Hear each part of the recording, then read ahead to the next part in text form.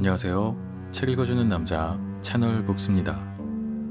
오늘 소개드릴 책은 투자 심리 바이블이라는 책이고요. 저자는 파카토르입니다. 이 책은 조금 특이한 게 시중에서 서점에서 구할 수 있는 종이책이 아니라 전자책 형태로 쓰여진 전자책입니다. 근래에 사실 여러 가지 제가 경제 서적들을 소개를 하면서 투자를 하지 않고는 살 수가 없는 시대다라고 여러 번 이야기를 드렸었는데요. 이 자본주의 사회에서 또 돈 공부를 하지 않는 것은 일종의 직무유기다, 이런 얘기도 여러 번 드렸었고요. 근데 점점 아마 더 그런 생각이 절실하게 드는 것 같습니다. 아마도 크고 작은 투자를 여기저기 하시는 분들 많으실 거고요. 뉴스만 봐도 여기저기서 금리 인상에 대한 얘기가 굉장히 많이 나왔고 실제로 진행되고 있고요. 또 역대급의 인플레이션, 거대한 인플레이션이 닥칠 거다, 이런 경고들도 끊임없이 나오고 있고, 굉장히 투자 환경이나 경제 환경이 복잡한 상황이다 라고 이야기를 할 수 있을 것 같고요. 짧은 경제 지식이지만, 그러면 금리를 올린다 그러면 현금을 은행에 넣어두고 이자를 받는 게 맞는 걸까? 이렇게 생각할 수 있죠. 이 금리가 올라간다라는 거는 이자를 많이 준다라는 거죠. 거꾸로 돈을 빌리면 이자를 많이 내야 되는 거고. 그런데 또 인플레이션이 온대잖아요. 그러면 인플레이션 시대에는 현금의 가치는 떨어지는 거니까 그냥 현금을 은행에 넣어두면, 그러면 그 현금의 가치가 떨어지니까 손해를 보는 걸까요? 그렇죠. 어려운 상황이죠. 저도 사실은 개인적으로 국내 주식도 조금 하고 미국 주식도 조금 하고, 또 비트코인, 이더리움 이런 것도 조금 가지고 있고, 심지어는 금도 실물 형태는 아니지만 어떤 펀드나 이런 형태로 해서 조금 더 가지고 있고, 아마 많은 분들이 요즘 크든 작든 여러 가지 방식으로 투자를 하시는 걸로 알고 있는데, 누구에게나 힘든 시기가 아닌가 이렇게 생각이 됩니다. 굉장히 복잡하고 상황도 이렇게 시절이 힘들 때는 제일 힘든 건 아무래도 멘탈이죠. 정신이 굉장히 괴롭고 고통스럽죠. 잘 아시는 것처럼 국내 주식이도 해외 주식도 비트코인도 아주 무섭게 떨어졌죠. 그래서 이럴 때 막 가격이 떨어지는 시기에는 평균 구매가를 낮추기 위해서 떨어졌을 때 손해를 보고 파는 게 아니라 더 사는 거죠. 추가로 구매를 하면 평균 구매 가격이 낮아지니까, 일명 물타기라고 하죠. 그래서 물타기를 하다 보니까 어느새 내가 대주주가 돼 있더라, 이런 우스갯소리도 있는데, 아마 이런 우스갯소리에 못 웃으시는 분들 굉장히 많지 않을까, 저를 포함해서 생각이 됩니다. 어찌됐건 이런 시대의 투자에는 뭔가 어떤 기준이 필요하다, 이런 생각이 듭니다. 그런데 이럴 때 필요한 건 투자의 기술이나 기법이 아니라 어쩌면 투자 심리가 아닐까, 이런 생각을 가지고 쓰여진 책이 이 투자 심리 바이블이라는 책입니다. 다시 한번 정리해드리자면, 이 책은 투자 기법서가 아니라 투자 심리서에 가깝다라고 얘기할 수 있고요. 투자자들의 멘탈이 흔들리지 않도록 도와주는 투자 심리에 관한 것들을 정리한 책입니다.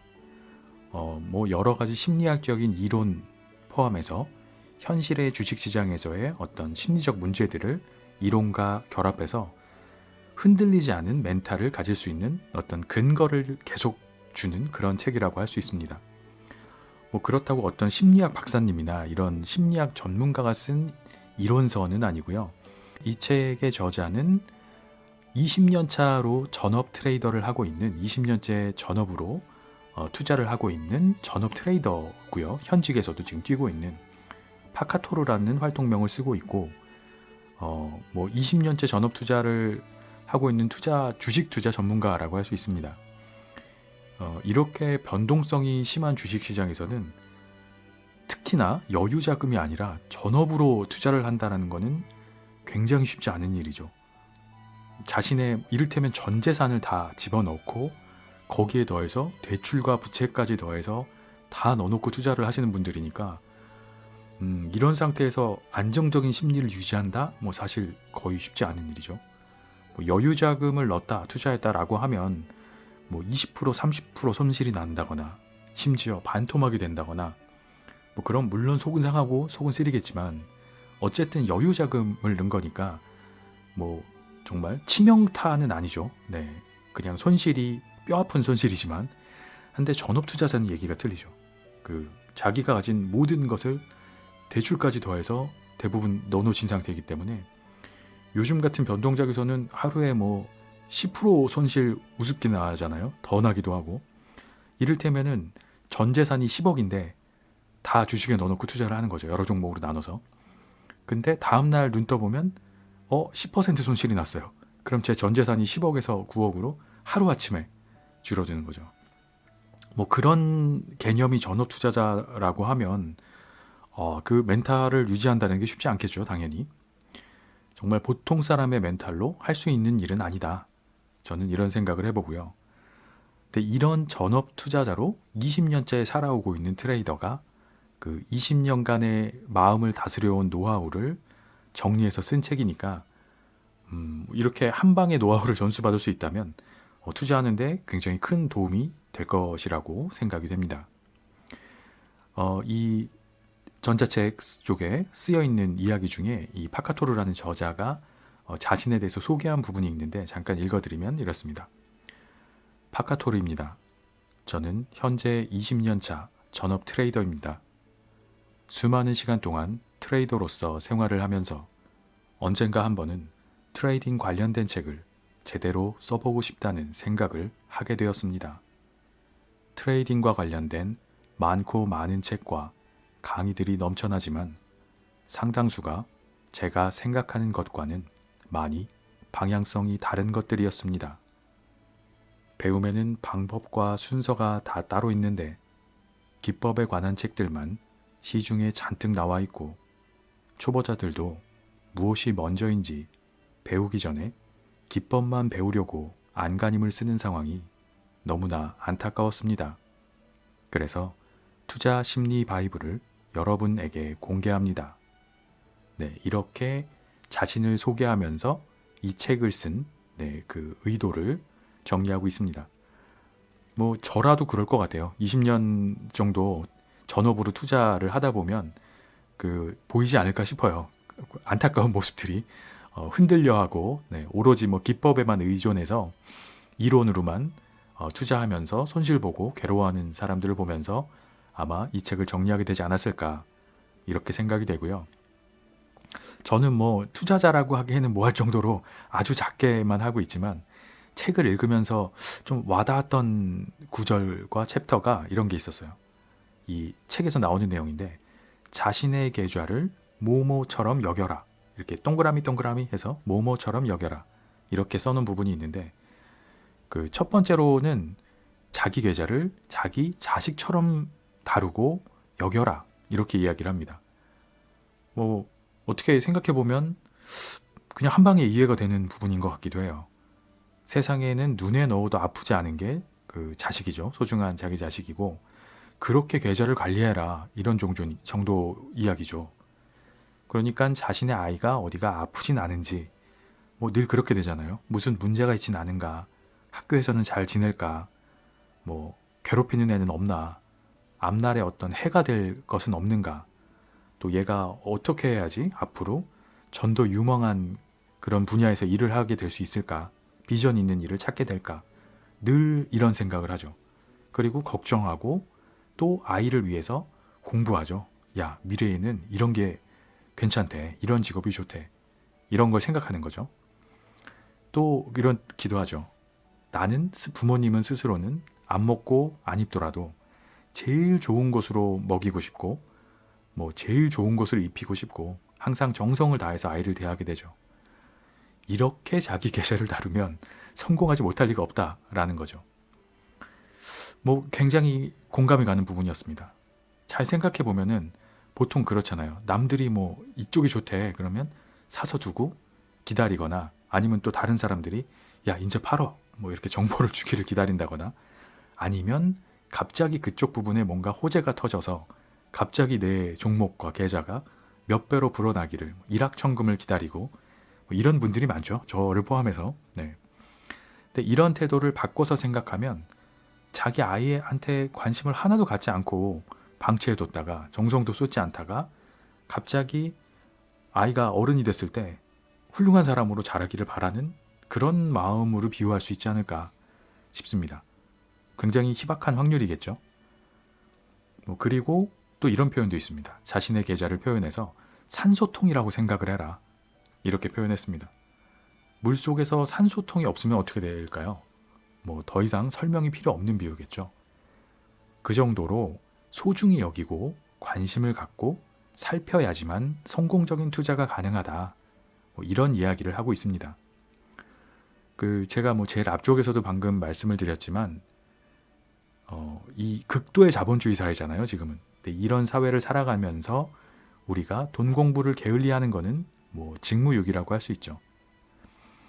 그런데 갑자기 공부하기가 쉽진 않죠. 네, 안 하다가 몇십 년을.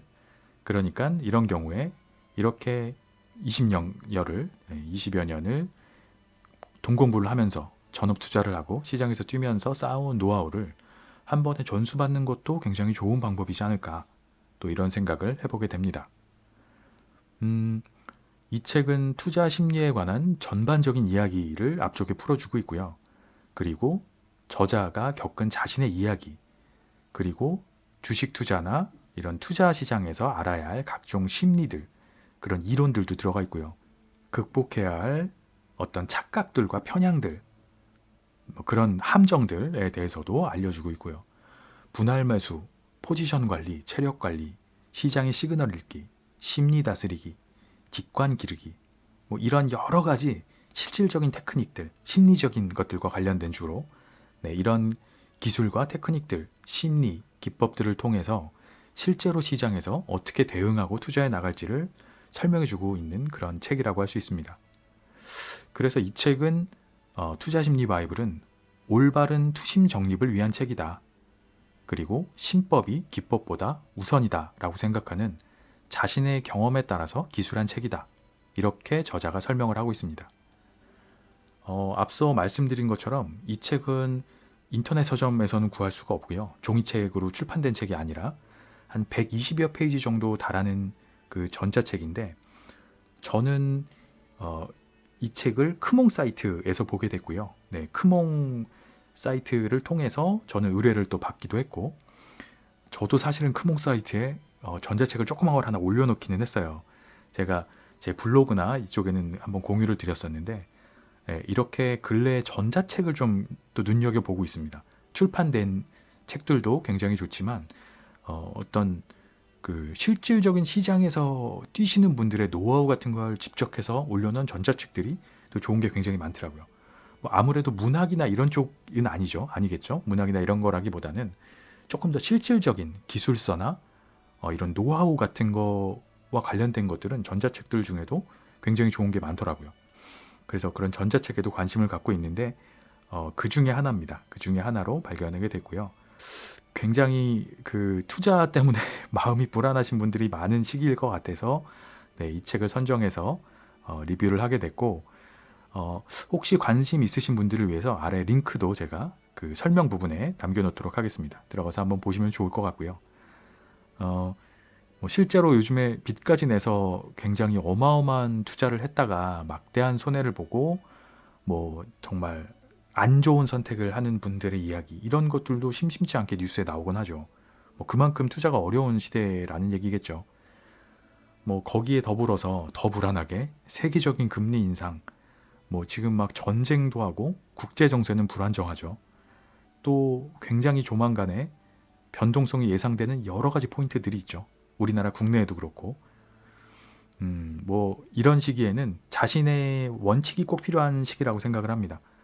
저는 굉장한 투자자가 아니지만 이런 관련된 서적들을 읽어보면 자신만의 원칙이 꼭 필요한 시기가 아닌가라고 생각이 되고요. 이런 어려운 시기에 마음을 잘 다스릴 수 있는 그런 현명한 지혜가 필요하지 않을까. 그래서 이런 어려운 시기를 극복해 나가실 수 있기를 저 자신을 포함해서 응원 드립니다. 이렇게 어려운 시기일수록 문제와 그 문제를 해결할 수 있는 힌트에 대한 통찰력 이런 것을 볼 수 있는 것이 책이 아닐까 또 이런 생각도 해보고요. 앞으로도 이런 전자책을 포함해서 좋은 인사이트가 있는 책들을 계속해서 소개해 드려 보도록 하고요. 그 잠시 후에 이 투자심리 바이블이라는 전자책의 일부를 읽어드리겠습니다. 아마 평소보다는 조금 짧게 읽어드려야 될 것 같아요. 이게 한 120페이지 정도 되는 그 전자책이고 분량이 많지 않고 해서 제가 너무 많은 부분을 읽어버리면 그 저자분한테 조금 폐가 될 것 같아서 조금 짧게 읽어드리도록 하고요. 관심 있으신 분들은 크몽 사이트나 이런 데 들어가서 조금 자세한 걸 보셔도 좋을 것 같고요.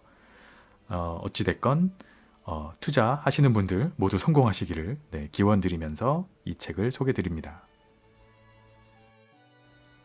5. 기법을 배워도 그대가 수익이 나지 않는 이유. 진짜 전문가에게 배운 거 맞나요? 시중에는 많은 투자 기법 서적이 있고 자신을 전문가라고 소개하는 사람도 많지요. 많은 사람들이 전문가라고 하는 이들에게 배우기를 원하고 이를 위해 적지 않은 돈과 시간을 투자합니다. 그러나 시간과 돈을 들여 노력을 했음에도 불구하고 내 계좌는 녹아내리고 있고 기법을 배웠는데도 수익이 도무지 나지를 않습니다. 대체 왜 그런 걸까요? 이 질문에 대한 정답은 다음과 같습니다. 1. 내가 전문가라고 믿고 배웠던 그 사람이 실제로는 전문가가 아니다. 2. 진짜 전문가에게 배운 것이 맞지만 내가 제대로 공부하고 노력하지 않았다. 3. 전문가에게 제대로 배웠지만 일부만 배웠다. 가령 투자 기법도 상승장일 때와 횡보장일 때, 하락장일 때 각각 방법이 다름에도 불구하고 일부만 배워서 어떨 때는 수익이 날 때도 있었지만 어떨 때는 수익이 안 나고 마이너스이다. 4. 시장과 상황에 맞는 모든 기법을 제대로 배웠지만 심리는 배우지 못했다. 5. 기법도 심리도 모두 제대로 배웠지만 원칙을 지키지 못해서 실패했다. 시중에 있는 많은 전문가들 중에서 적지 않은 숫자가 진짜 전문가가 아닌 경우가 무척 많습니다. 그들에게는 배움의 깊이가 얕고 그들 스스로도 시장에 대해서 투자 심리와 투자 기법에 대해서 잘 알지 못하는 부분도 많이 있는 것을 확인했습니다. 파카토르 멤버로 들어와 있는 사람들의 상당수는 비싼 유료 리딩방의 유혹에 빠져 비용은 비용대로 손해를 보고 계좌는 계좌대로 녹아버린 경우가 적지 않습니다. 저는 남들 앞에서 전문가라고 자신있게 말하기에는 여전히 부족하다고 생각합니다. 그렇지만 적어도 제가 아는 선에서 시장은 이러하고 투자 심리는 이러하며 확률이 높은 기법은 무엇이고 어떤 걸 먼저 배우고 바로 잡아야 하는지 남들에게 조금은 쉽게 사례나 비유를 들어 이야기해 줄 수 있을 정도는 된다고 생각합니다. 저 역시 초보자일 때 전문가를 찾아다닌 적이 있었습니다. 저 역시 비싼 수업료를 치르고 효과는 보지 못한 경우도 많았습니다. 진짜 전문가를 찾기 위해 시간과 노력을 반복하기도 했고 상대방이 전문가가 아니라고 의심하기보다는 내가 노력, 실력, 운이 부족해서 수익이 나지 않는 것이라 자책의 시간을 보내기도 했습니다. 여러분에게 전문가는 어떤 사람인가요? 어느 순간 저는 이런 정의를 내렸습니다. 전문가란 무엇일까? 계좌가 녹아내리는 어둠 속에서도 빛을 보는 자인 것일까? 아니다. 전문가는 그런 사람이 아니다. 그런 사람이 될 수도 없다. 전문가는 아무리 깜깜한 어둠 속이라도 수년간을 시장에 남아 생존하면서 더듬어 보고 만져보고 느껴본 경험과 감각이 있기에 이제 막 시장의 어둠 속에 들어선 사람들보다 좀 더 수월하게 물건을 찾을 수 있는 자, 그 이상도 그 이하도 아니다. 이것이 결론입니다. 파카토르 역시 뛰어난 전문가는 아닙니다. 저보다 훌륭한 전문가, 훌륭한 트레이더 분들도 세상에는 많습니다.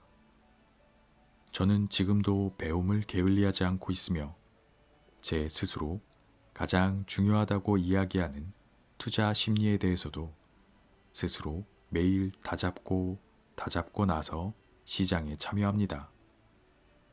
그것이 제가 시장에서 생존한 비결의 전부라 할 수 있습니다. 내가 스스로 시장에서 살아남을 수 있는 자립 능력과 생존 능력을 배우기 전까지는 전문가에게서 도움을 받는 것은 분명 필요합니다. 시간과 비용을 지불을 하더라도 내가 직접 깨지면서 깡통 계좌가 되는 것보다는 시행착오를 많이 줄일 수 있고 자산 손실도 훨씬 줄어들게 할 수 있기 때문입니다. 계좌는 그대의 뭐뭐이다. 파카토르는 저의 투자 계좌를 어떻게 생각하고 있는지를 말하고 싶었습니다. 어떤 정도의 마음까지라야 계좌가 녹지 않을까라는 마음에서 뭐뭐로 비유했습니다. 정답은 자식입니다. 계좌는 여러분의 자식처럼 생각해야 합니다. 적어도 그런 마음으로 투자를 접근하지 않으면 계좌는 순식간에 녹아내리고 여러분이 시장에서 퇴출당하는 날도 멀지 않게 됩니다. 다시 한번 말합니다. 계좌는 여러분의 자식입니다. 부모에게 있어 자식만큼 소중한 것이 있을까요? 눈에 넣어도 아프지 않다는 표현은 자식이나 손자, 손녀 혹은 반려견 등등 정말 소중한 대상에게만 사용하는 말입니다. 자식이 아프면 정말 대신 아파주고 싶다, 마음이 문드러진다, 속이 썩는다 등등 많은 표현들이 그만큼 자식이라는 존재가 얼마나 소중한지를 드러내는 말입니다. 계좌를 자식처럼 여기십시오. 녹지 않는 출발점입니다. 함부로 굴리고 함부로 대한 대가는 처절합니다. 저 역시 그런 과정을 거쳐서 지금의 단계에 이르러 여러분에게 계좌를 자식처럼 귀하게 여기라고 반복해서 말할 수 있는 수준에 이르게 되었지요. 부모와 자식이 함께 길을 가던 중 무서운 깡패를 마주했다고 생각해 봅시다. 내가 무섭고 두렵다고 자식을 내팽개치고 도망을 갈 건가요? 시장이 무섭고 두렵다고 계좌가 녹아내리던 말던 방치하고 그냥 눈을 감고 안 보면 마음이 편안한가요? 나의 자식 같은 소중한 계좌가 그런 상황을 마주하지 않도록 미리 신경을 씁시다. 챕터 7 투자 심리 바이블 1 돈, 가격, 군중, 캔들, 숫자의 심리, 각종 편향 등등. 이제 본격적인 투자 심리 바이블 1편의 시작입니다. 앞에서는 우리가 알아야 하고 배워야 하는 부분들에 대한 이야기를 사례와 개념 위주로 스토리텔링 방식으로 풀어나갔다면 챕터 7 8에서는 보다 구체적이고 다소 어려울 수 있는 내용으로 구성하였습니다. 그러나 그만큼 반드시 알아야 하고 알고 나면 실전에 적용하는 데 유용한 내용들입니다. 개념이나 설명이 앞서 설명한 챕터들에서 이미 언급했던 내용으로 반복이 되는 부분들도 있을 것입니다. 그러나 그것은 그만큼 중요하기에 거듭 반복하여 이야기하는 것이니 내용이 겹친다는 것에 집중하지 않길 바랍니다.